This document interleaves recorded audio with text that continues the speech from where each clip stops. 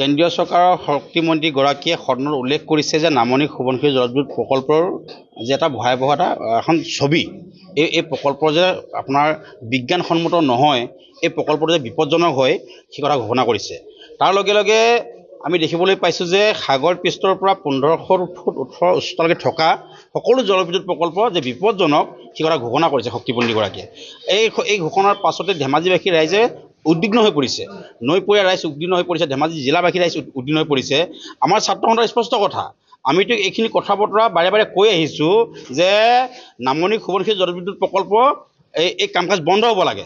যিহেতু বিশেষজ্ঞৰ পৰামৰ্শত লিখা আছিল যে নামনি NHPCয়ে য'ত বৃহৎ নদীবান্ধৰ কাম নিৰ্মাণ কৰি আছে, এই পাহাৰৰ অংশসমূহটো ঠুনুকা অংশত এনেকুৱা বৃহৎ নদীবান্ধৰ নিৰ্মাণ কৰাটো গ্ৰহণযোগ্য নহয়।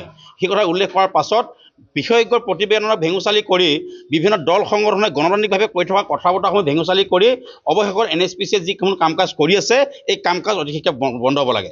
আমি অসমৰ মুখ্যমন্ত্ৰী হিমন্ত বিশ্ব শৰ্মালৈ আমি আহ্বান জনাইছোঁ, হিমন্ত বিশ্ব শৰ্মাই এই বিষয়টো হস্তক্ষেপ কৰিব লাগে, এই বিষয়টো পুনৰ বিবেচনা কৰিব লাগে। যিহেতু বিশেষজ্ঞসকলে প্ৰতিবেদনত উল্লেখ কৰিছে যে বৃহৎ নদী বান্ধে এটা সময়ত যে বিপদ মাতিব, সমগ্ৰ ধেমাজিৰ লগতে আপোনাৰ বিভিন্ন জিলা যে আপোনাৰ থানবান হৈ যাব, নৈপৰীয়া ৰাইজৰ এটা জীৱন আৰু সম্পত্তি যে এটা সভ্যতা শেষ হৈ যাব, সেই কথা স্পষ্ট হৈ পৰিছে। তাৰ কাৰণে আমি মুখ্যমন্ত্ৰী হিমন্ত বিশ্ব শৰ্মাৰ হস্তক্ষেপ আমি আশা কৰিছোঁ। যিগৰাকী শক্তিমন্ত্ৰী নন্দিতা গালুছা, এই নন্দিতা গালুছা এগৰাকী অকমান্য মন্ত্ৰী। এই মন্ত্ৰীগৰাকীয়ে এই ক্ষেত্ৰত বিভিন্ন দল সংগঠনে কৈ থকাৰ পাছতো তেওঁ প্ৰতিক্ৰিয়া আজিলৈকে দিবলৈ সক্ষম হোৱা নাই।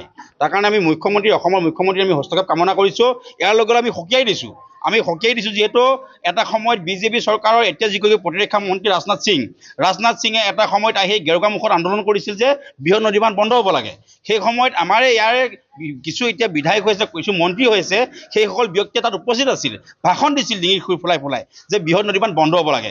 কোনোবা তাৰ পাছতে গৈ প্ৰতিৰক্ষা মন্ত্ৰী হ'ল কেন্দ্ৰীয় চৰকাৰৰ, কোনোবা বিধায়ক হ'ল, কোনোবা মন্ত্ৰী হ'ল, কিন্তু এইসকল ব্যক্তিৰ ওপৰত যেন এইসকল ব্যক্তিয়ে এতিয়া সেইসকল কথা বতৰাখিনি আওকাণ নকৰা হৈছে। আমি সেইসকল ব্যক্তিলৈ আহ্বান জনাইছোঁ, এইসকল ব্যক্তিয়ে ৰাইজৰ স্বাৰ্থত কথাসমূহ কৈছিল নে নিজৰ ব্যক্তিগত মুনাফাৰ কাৰণে, লাভালাভৰ কাৰণে এনেকুৱা ধৰণৰ কথা বতৰা কৈছিল, সেই কথাসমূহ তেওঁলোকে ৰাজহুৱা কৰিব লাগে। আমি আশাৰে বাট চাম যে যিসমূহ এতিয়া মন্ত্ৰী হ'ল, যিসমূহ বিধায়ক হ'ল, যিসমূহ কেন্দ্ৰীয় চৰকাৰৰ প্ৰতিৰক্ষা মন্ত্ৰী হ'ল, তেওঁলোকে কথাসমূহ ৰাজহুৱা পুনৰ ক'ব লাগে যে বৃহৎ নদীবান্ধ যে বিপদজনক হৈছে, কেন্দ্ৰীয় শক্তিমন্ত্ৰীগৰাকীয়ে ঘোষণা কৰাৰ পাছত এই গোটেই বিষয়টো হস্তক্ষেপ কৰিব লাগে। আৰু অসমৰ মুখ্যমন্ত্ৰীয়ে এই বিষয়ে প্ৰতিক্ৰিয়া প্ৰকাশ কৰিব লাগে, তেওঁ হস্তক্ষেপ কৰিব লাগে। বিশেষজ্ঞই কৈ থকা কথা বতৰাসমূহ আওকাণ কৰাৰ ফলত এনেকুৱা ধৰণৰ কাণ্ড কাৰখানা হ'বলৈ পাইছে। যিহেতু আমি দেখিবলৈ পাইছোঁ সাধাৰণ বৰষুণ অহাৰ লগে লগে NHPCয়ে য'ত বৃহৎ নদীবান্ধ নিৰ্মাণ কৰি আছে, পাহাৰৰ অংশসমূহ খহি গৈছে।